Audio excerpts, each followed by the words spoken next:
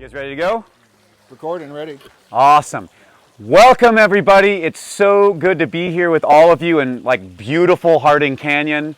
And real special thanks to Rob and Mishi for having us here. This is really amazing to have this opportunity to do this. So thank you both. And today we're going to talk about a topic that's a real passion of mine, which is about Juan Flores and Las Manias. And we're going way back here to 1857. And a big part of this story, think the Old West, because we're here. And that story happened here, a big part of that story. So what are we talking about? We're talking about a group of bandits. We're talking about the murder of the Sheriff of Los Angeles. And we're talking about posses and escapes. All the above, all the fodder for the American West, the genre of movies and everything else. So what is this story? Well, in 1857, where we are today in California had been a part of the United States for less than 10 years. And before that, of course, it was part of Mexico, and before that it was part of Spain. And who was Juan Flores? Who is this bandit who ends up getting all this notoriety? Well, he's born in Santa Clara, which is a mission up by the San Jose, so think kind of Silicon Valley. He's born in 1834, and he grows up in what we call a California rancho family. In fact, his dad was a very important guy in town and held a lot of important positions. He was also from Mission San Gabriel, near Los Angeles. He was born there in the 1790s. So Juan received a pretty good education. He was very well spoken. And as he started to grow into adulthood, the American era started in the late 1840s. And at the same time, Juan's father died. So they were going through all this transition as a society, and then he lost his father. He and his family had to find a way to make ends meet up there. And what was the big event that was going on at the time, about 1850 up in Northern California? The gold rush. And so he was working as a cook with his family in the 1852 census. And for reasons that we don't know, he ends up coming down south. He may have been coming along with some of the cattle drives from the ranchos here, including Orange County, where cattle would be taken up north to the gold fields, up north to San Francisco, and Juan may have been one of these guys working with those cattle drives. He finds himself at the little sleepy village of San Juan Capistrano, of course here in Orange County, former Mission, and there he sees 4 of the most beautiful horses he's ever seen. And they were owned by a guy named Garnet Hardy and his 2 brothers. And Juan apparently tried to steal them. And upon trying to steal them, he got caught with his friend, Juan Gonzalez. And then he goes to court in Los Angeles, found guilty, and sent to prison at San Quentin. This is in 1855. Well, while he's in prison, he finds out that escapes are common. And while he's on a barge going to get firewood with 1 guard and I think 6 guys, they overwhelm the guard and Juan is free again. So he escapes from San Quentin prison. And he quickly meets up with 1 or 2 other escapees, one of them possibly an acquaintance of his named Jesus Espinosa, who was also from one of these early California rancho families. He also meets up with a guy named Pancho Daniel, Andres Fontes, and they make their way south, probably because they'd be more anonymous down in these parts, and also because they could do what they know how to do, which is to work on one of the ranchos and moving cattle. Well, when they come down south, they get to San Luis Obispo. They get another member in their ranks, up to 5, a guy named Leonardo Lopez, and all 5 of them come down to San Juan Capistrano again. And who do they meet in San Juan Capistrano? Garnet Hardy. This is the same guy who Flores had tried to steal horses from 2 years earlier. It's now early 1857. And what does Juan think? Hey, you know what we could do? Steal his horses, get some revenge. And so while Garnet Hardy's there, he learns from the townsfolk, hey, these guys are bad news. If you try to leave, they're going to kill you and they're going to steal the horses. So Garnet Hardy sends a note to Los Angeles to his brother. His brother informs the sheriff of Los Angeles, Sheriff Barton. Barton organizes a posse, which includes one of Garnet Hardy's brothers, and they start heading south. Meanwhile, Flores and his fellow gang starts to add members to their ranks, including one guy named Juan Catabo and another guy, later Francisco Arriero. But they start causing trouble in town. They rob a shopkeeper, they take his gun, and then they end up, when there's in the ensuing confusion, they actually shoot up one of the adobes that's still there at Mission San Juan Capistrano called the Blas Aguilar Adobe. And from there, things get worse and worse. Finally, they end up killing the shopkeeper, George Flugart, in town, steal his clothes, steal his guns, and now they're armed and now they are ready for battle. Barton, on the other hand, is coming down south through Orange County, stops at El Refugio, which at the time is owned by Jose Sepulveda. And while he's there on the morning after George Flugart was killed, he doesn't know Flugart's been killed. He just knows there's trouble in town at San Juan Capistrano. One of the ranch hands at that rancho says, Barton, you should not continue south. We are getting reports that this gang is pretty strong.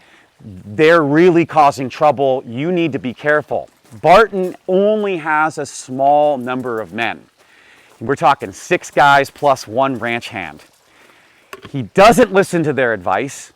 He continues down south, and at about where the 133 and 405 freeways meet, as the posse, Barton's posse, is coming down south, he sees a guy galloping on horseback further south. Think kind of Irvine area. 2 of the members of Barton's posse go out towards this guy. Let's see what he's up to, but of course that was a decoy. The rest of the gang comes out of the hills, attacks those 2 guys, kills them both. Barton's actually behind. He and 3 others, the 4 guys, come up trying to save the 2 guys who've just been killed. And what happens? Barton gets killed and another guy gets chased on his mule. He's very slow, and he also gets killed. But 2 escape, and one of them is Hardy's brother. And those 2 that escape this gunfight, one goes to Los Angeles, one goes to El Monte. El Monte was a settlement that had a bunch of Texans who were there.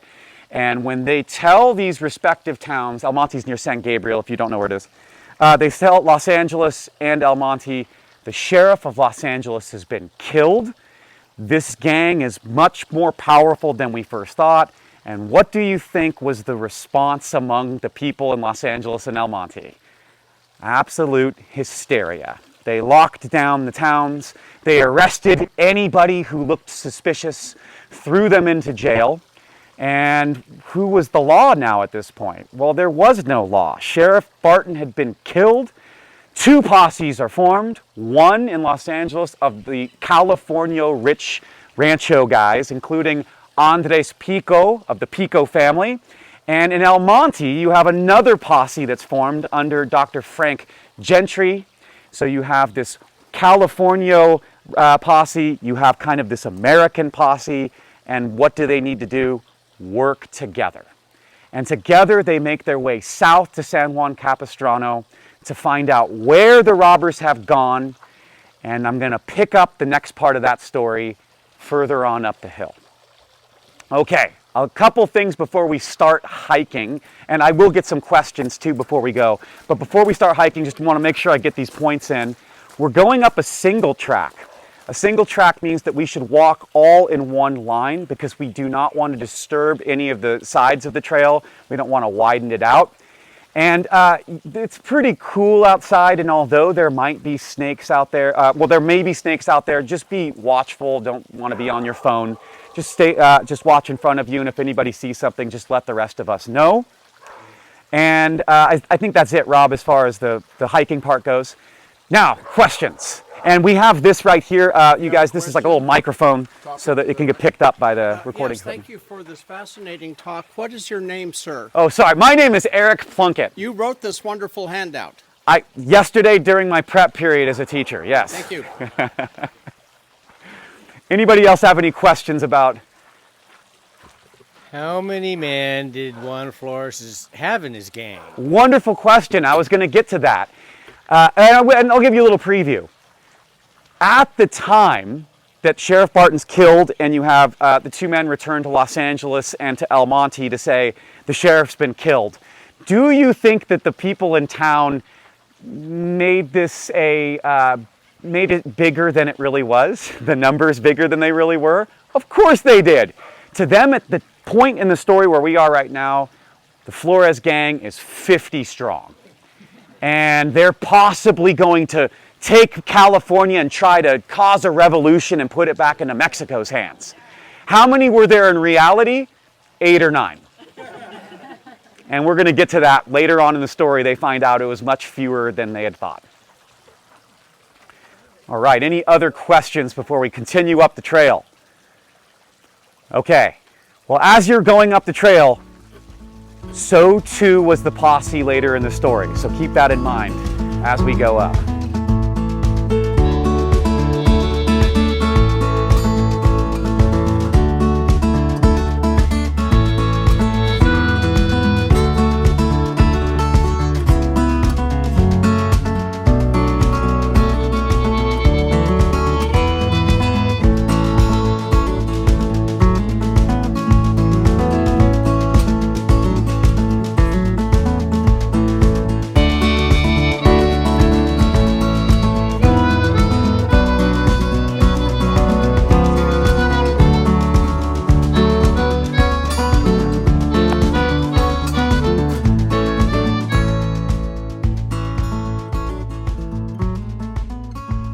Okay, all right, everybody. So we're going to get back into the story, but before we do, let's get our bearings. If you go back to 1857, there was nothing out here. There were some ranchos down on the flats, but this was really a wild place. Mostly it was indigenous people who knew these ridge lines. Their trails would have followed these ridge lines, and they had place names for everything around us, including the peak that we're on. We just don't know it, unfortunately. So, where are we? Over here, we call this Modjeska Canyon. It comes down from between the two peaks of Old Saddleback. Way up there, it actually takes a big left turn up at Old Camp. But it's actually Santiago Canyon. It's the same one that goes all the way down to the Santa Ana River through Orange. Right here, we have Harding Canyon. Harding Canyon comes into Santiago Canyon right where you guys drove up today. So this is the middle of nowhere in 1857. Let's get back to our story. Where were we? The sheriff of Los Angeles had been killed along with 3 of his companions. 2 of that posse had escaped back to Los Angeles and El Monte respectively. 2 posses were formed. One in Los Angeles with Andres Pico and Tomas Sanchez, who were Californios. They were Mexicans and descendants from Spanish individuals during the Spanish era. The other posse was from El Monte. It was Americans, mostly Texans, under one Dr. Frank Gentry. The combined posses go to Mission San Juan Capistrano, and there they gather intelligence. Where did the robbers go after they killed the sheriff? And what they learned is they started to get the feeling that the robber band had split up. Half of them had gone up into the Santiago Mountains, up into Upper Santiago Canyon, which is up right over there towards Whiting Ranch. The other half had been wounded in the battle with the sheriff and had gone to points north. So, what did Andres Pico, the head of the Californio Company, do in San Juan Capistrano? He talked with the Indian and the indigenous peoples who lived there, who was led in the Luiseño country in northern San Diego County by one Manuelito Cota. And he got his men to go up to the top of the Santa Ana Mountains, all across all the passes of the Santa Ana Mountains. And Andres Pico's thinking was, If Flores and his gang members try to get over the mountains, they will be taken out by the indigenous people who know that country better than anybody. What were the posses going to do? Well, the Californios were going to come up over this pass that's right behind you, where Santiago Canyon Road goes, El Modjeska grade. They were going to go from San Juan Capistrano over that pass and drop down into Santiago Canyon.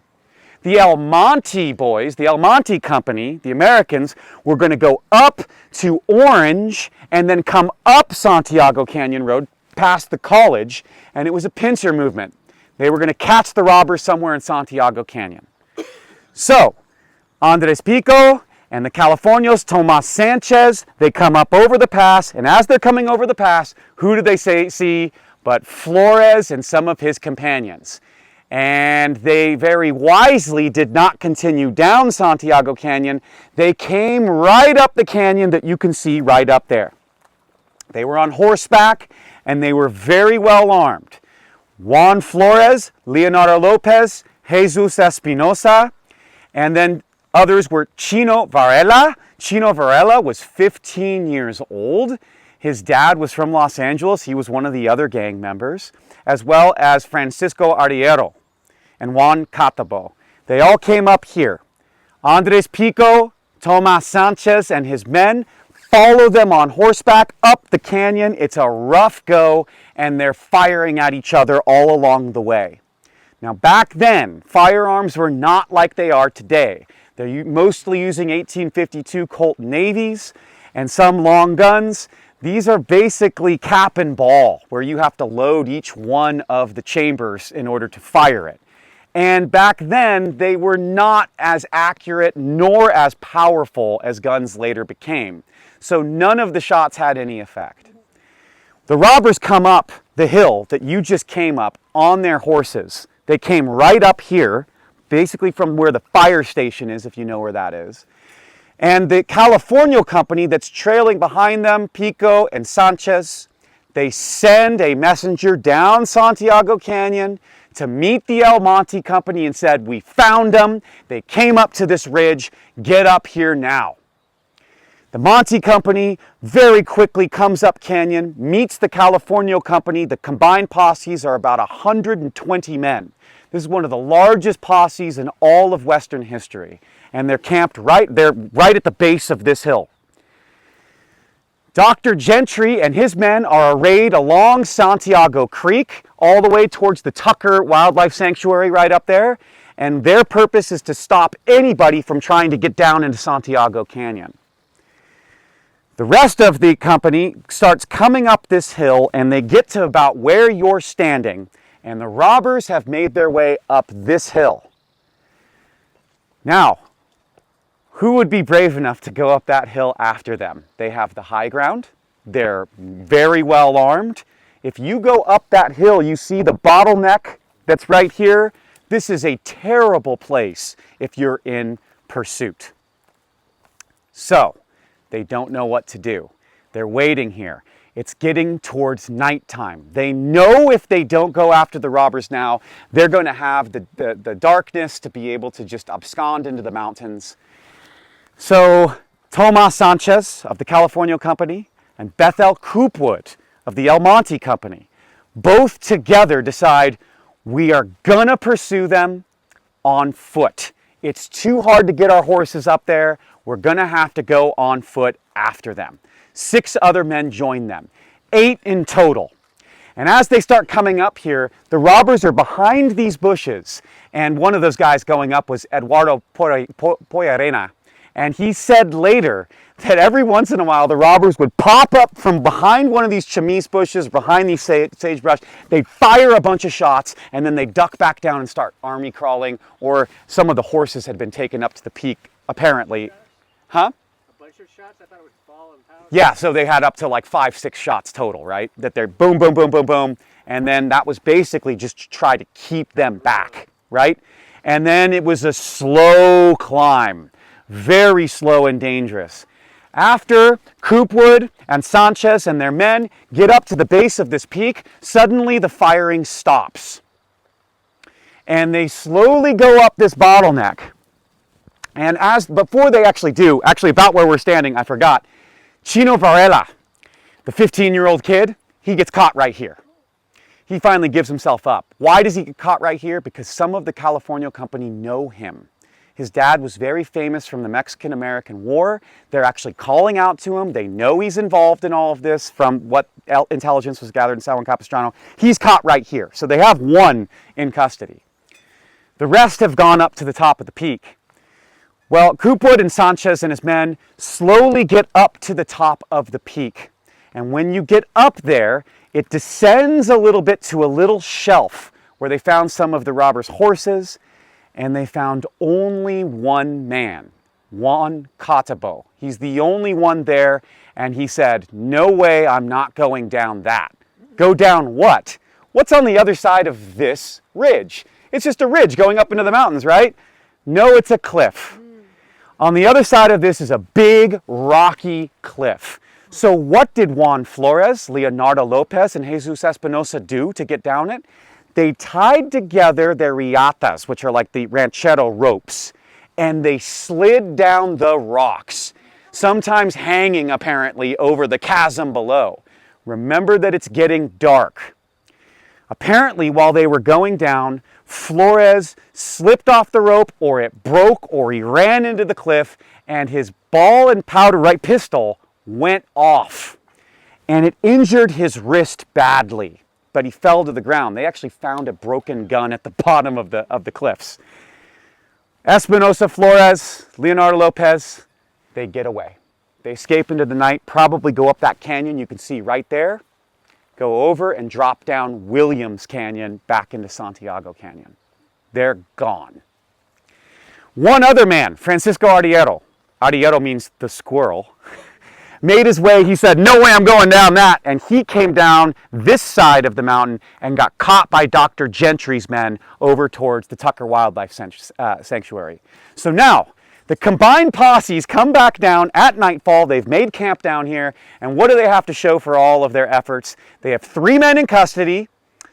Chino Varela, who of course is going to not be held accountable because he's too young and his dad is too famous.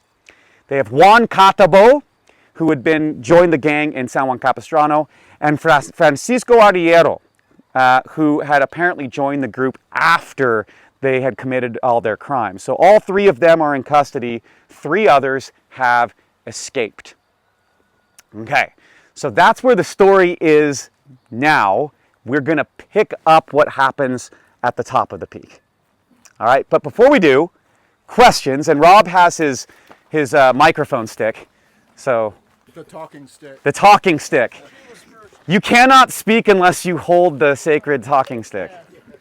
Remind me again where the indigenous people were from The here. Manuelito Cota and the other Payamcoichum and Ahashiman individuals were arrayed along the peaks, the passes. There were specific places where people would make their way over the mountains, and all of those were guarded by the indigenous peoples at the top here. So that's a mile from here. It's a pretty long ways up from here. Yeah, so if you've ever been on Harding Truck Trail, you go up into that area. That was one of the passes up Maple Springs. At the top of Maple Springs was one of the areas. So it was still pretty far away.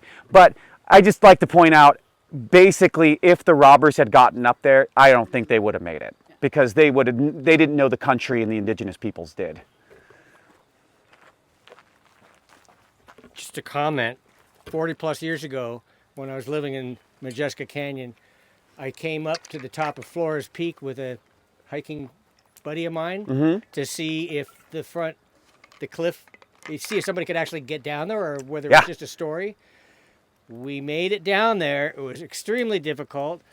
My hiking buddy got half of his pants torn off, and he never went hiking with me again. Hey, Mike, I'll go with you because I've done the same thing. Feels like we're from the same kind of stock here a little bit, you know what I mean? I've noticed with another local organization that when there's a story to be told that has a lot of fascinating details, once in a while, scientific, factual truth, documentable truth takes a back seat to having an interesting story. Back when these events took place that you describe, I think most of the English names for here were not established. What actual evidence do we have that this is the peak in question and not perhaps that ridge over there or something else? Great question. And this is where we have to really thank things like the Orange County Historical Society. We know that this is the peak because the very people who were in this fight, Nelson, Poyarena, I'm forgetting the other guy's name, they came back here and showed people like Judge Pleasance, yeah, this is where it happened. We were coming up this hill and they were popping over the bushes here shooting at us. And so then yes, you're always going to have a chain of trust of people who said, yes, this is where it happened. But so then Judge Pleasant, one of multiple people who said this was where it happened. And they recorded their observation where? So in that one lineage of information, Judge Pleasance told Terry Stevenson. Terry Stevenson was very important in the Orange County Historical Society, wrote many books, including Caminos Viejos. And Caminos Viejos, Terry Stevenson, printed in 1930, actually has a photo of this very peak while Pleasance was still alive, saying, this is it. And in fact, in 1935, this was dedicated as California Registered Historical Landmark 225. So thank you for this chain of evidence, and I'm glad you know these things. Absolutely. Question. Do you want to talk to us now about Juan Flores' hidden treasure, which is supposedly at the top of Flores Peak, or do you want to wait guys, till we we're get going to there? talk about treasure. Okay. One of you could end up becoming rich off of this story. Just wait. Where's the shovels? All right, you guys, you ready to do a little bit of climbing? Okay, you can see behind us, while we do this, first, this is not easy to get up. And we gotta really thank Rob and his friends because, as you know, it's spring and these places overgrow faster than you could possibly imagine. They spent days clearing this trail for us to do this today. So Rob, thank you for that. Really appreciate it. But yeah, thank you guys. But yes, for lack of a better term, I've been up this thing probably dozens of times and every time it's kind of sucked. So it's a little steep, it's a little loose. Let's take our time. If anybody falls, pick up your fellow man or woman and we will get up there safely, okay?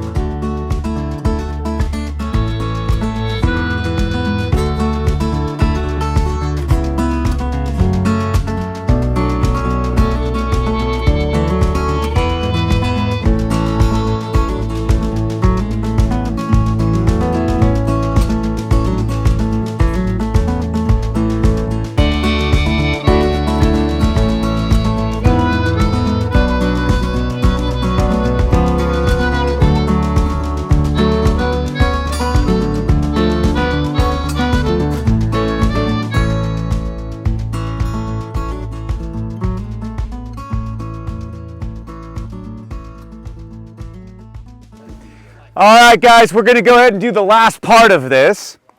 So here's where we were. The two Tomas Sanchez and Bethel Coopwood had chased the robbers up to the top of where you are standing right now. There they are. The pictures are on the back of the handout. Those two guys were standing right here in 1857, and I got a good question down there.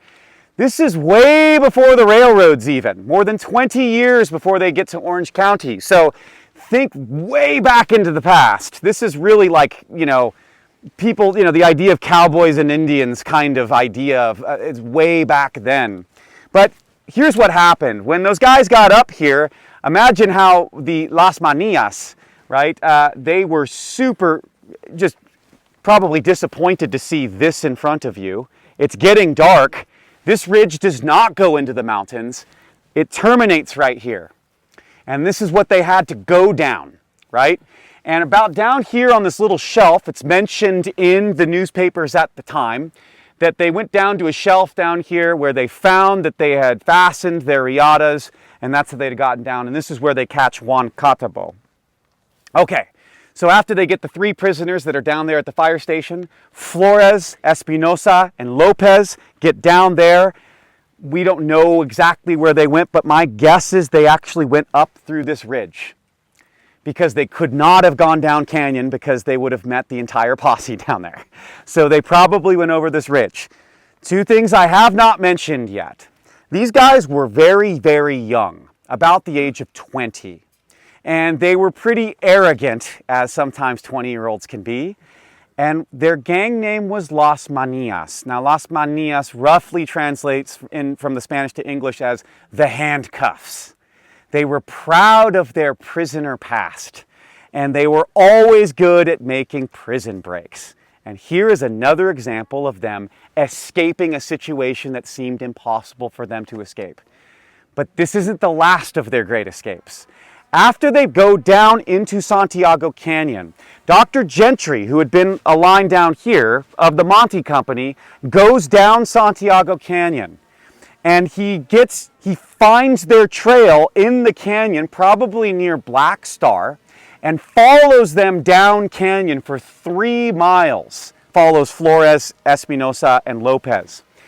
They finally catch up to him, surround them. They had jumped into what we call a cajon. A cajon means kind of a box. And in the flats of a creek bed, where the creek makes a run and goes down into the ground at like 10, 15 feet, they jumped down in there. So they were stuck down in this cajon, got surrounded.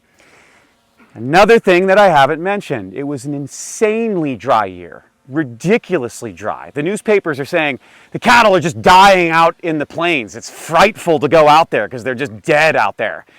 So Flores, Espinosa, and Lopez have had no water for a long time. And in that cajon, when they're surrounded by Gentry's men, Leonardo Lopez jumps out of the cajon and he says, in Spanish, does anybody have water and a cigar?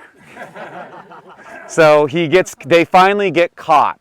Gentry sends a runner up here, lets Pico know, we got him. Finally, we got him. In the meantime, Gentry has taken those 3 to Teodosio Yorba's house, his rancho. Teodosio Yorba, kind of the Yorba family fame, if you know Yorba Linda. And his rancho was in Olive. That's near about, I don't know how well you guys know Olive, but near about El Medina, the intersection of the 55 and the 91. Flores, another thing that I haven't mentioned, was always described as really good looking and very well spoken. This guy was educated. He's an educated Californio. And so when he's going to get put into Teodosio's Rancho Adobe, imprisoned for the night, he says, guys, I hurt my hand. When I was coming down that peak, the cap and ball, it went off. Can you not tie me up so tightly? Okay. They don't tie him up very tightly. And in the middle of the night, you'll never guess what he does. Unties himself, unties Espinosa, unties Lopez. All 3 of them escape. Now, it was the El Monte Company who had them in custody. And the next morning, they're like, where did they go? And they're like, they don't have a good explanation. And the papers rip them apart. The El Monte Company is known as a bunch of almost savage in their treatment of others. How did they, of all people, let these guys go? So Flores is again on the run. That same day, when they find out that they've escaped, Pico is with his 3 prisoners going down Santiago Canyon, going to Teodosio's place. On the road, he finds out they escaped. He can't believe it. He's cussing at the air, they say. He's completely incensed. And he goes, here are 2 out of the 3. Remember, one of them has a famous family. Here are 2 who will not escape. He takes them to the closest tree that they can find, which is today in Presitas Canyon, which is down there off Loma Ridge near the intersection of Santiago Canyon Road and the 241. takes him up to a tree, and he hangs Juan Catabo and Francisco Ardiero. The squirrel is finally caught. That's the end of him. They're both hung on that tree, and just as an aside, that just a couple of years after this event, William Wolfskill, a trapper who had come here in 1831, he ends up owning the rancho that has that tree. He hires Judge Pleasance to be his foreman on the rancho, and Pleasance himself recounts that he cut the men out of the tree, well, what was left of them, I should say, and buried them at that spot. And so through Pleasance, we got to know that this is the tree where these guys were hung. Now, there's always uncertainty, but we know as well as any other tree in the West that this was an actual hangman's tree. This is very rare in our history, and it's right here in Orange County. Okay, so The false hangman's tree. the false hangman's tree in Santiago, I don't know if you want to do the honors, but when they were building the road, there were some guys who lived near it who said, we really like that old tree. And the survey had the road going right through the tree. So what did these guys say? That's a historical tree. You can't cut that. So the road does not go through the tree, but the tree has nothing to do with the actual Flores event. So But they still have Hangman Spur Road on the old Irvine Ranch in that same area, which also has nothing to do with the hangman's tree. nothing to do with the hangman's tree. We're going to get into some lore in just a little bit. So now we have those two robbers have gotten caught. And what does Pico do as a Californio? This was going all the way back into the Spanish days.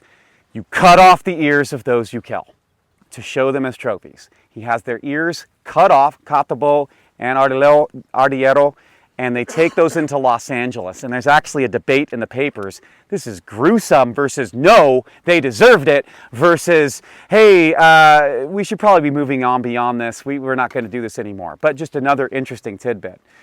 Flores, Espinosa, and Lopez make their way north. Flores finally gets caught way north of Los Angeles, almost to the Santa Clara River Valley. I think like all the way down towards Ventura. He gets caught, taken into Los Angeles. A whole bunch of people go to see them, including Judge Pleasance, who talks with him while he's in jail. And there's not going to be a trial. They just hang him on Fort Moore Hill. And he's not going to escape anymore. Before he gets hung, he actually does start to break down, and he asks if he can write to his mother in Santa Clara and kind of admit what he's done. And in fact, Flores' brother later gives a Bancroft dictation to the Bancroft Library. We know all about his upbringing there in San Jose. I have translated it, and it is very fascinating to see what Flores went through. Well, thank you. Translating stuff like that is more work than one would think. You know, the transcription was harder than the translation. I know enough Spanish to have no problem with it, but yeah, it's like, what does that say? But Everything that Eric does is more difficult than people think. well, thank you, Mike. I've dealt with 1850s handwriting myself quite a bit. Yeah, it's So I a just challenge. want to be sure everyone understands what you've done. Well, thank you. Is it longhand? Is it like Longhand, yeah. It was recorded in 1881. Is it different than what you would see today? As You far don't as see the that shape today. of the They're not letter? big- Oh yeah, and it's in Spanish. Oh, well, there you go. Yeah, so it's like, oh, okay, this is great, and the Spanish has changed. But anyways, Jesus Espinosa makes it further than Flores. They were all together, all three of them. Espinosa makes it as far as Ventura, Mission San Buenaventura, before he gets caught, gives confession, admits to his wrongdoing, and then he gets hung right there at Mission San Buenaventura. Leonardo Lopez doesn't get caught till the next year. He gets caught up north near San Luis Obispo. He's brought down to Los Angeles. A trial is held. And that trial, the notes are still there in Los Angeles. You can read through them. Tons of interesting information about the events that happened here. And it turns out his actual name was Luciano Tapia. He had actually given a false name, and as did most of them. And he ends up, before his trial even gets, he gets sentenced to hang, and he gets hung. Pancho Daniel also gets hung in Los Angeles. Chino. Oh, Chino. Right here is the only picture we have of any of the robbers. This is the first time it's ever been published, and so it's right here. Chino was the one who was caught right down there on the shelf where the second talk took place, near there. Chino goes on to become another bandit in another gang in Baja with another one of the gang members from Las Manias, who get caught by the Baja authorities. They kill Andres Fontes, who had been part of Las Manias. He had left after killing Sheriff Barton. But Chino again gets away with it, and he ends up being able to live out the rest of his days on the Rancho Cumulos, if you know about that, near Santa Clarita. And so that's why we have a photo of him.